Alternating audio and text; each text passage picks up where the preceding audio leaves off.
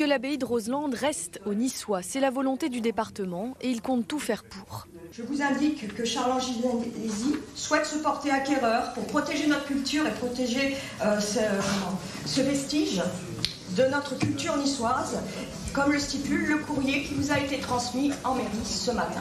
La mairie a pour projet de transformer ce monument classé en appartement de luxe. Face aux déclarations de Gaël Frontoni, Christian Estrosi somme le département, je cite, de s'occuper d'abord de son propre patrimoine. Ça m'arrangerait bien quand je vois l'état de délabrement de ce bâtiment, couloir Franck Pilate, que le département ne le laisse pas dans l'état où il est aujourd'hui avant de se soucier du patrimoine des autres.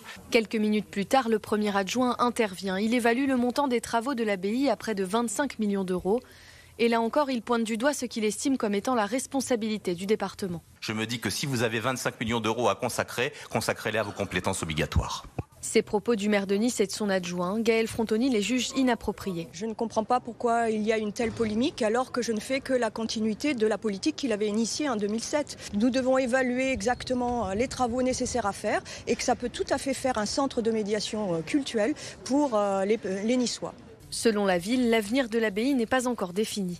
Rien n'est acté et nous choisirons la meilleure opportunité pour la ville et la meilleure opportunité pour les habitants et les copropriétaires de l'abbaye de Roselande. Des concertations doivent encore avoir lieu avec les habitants et les copropriétés riveraines.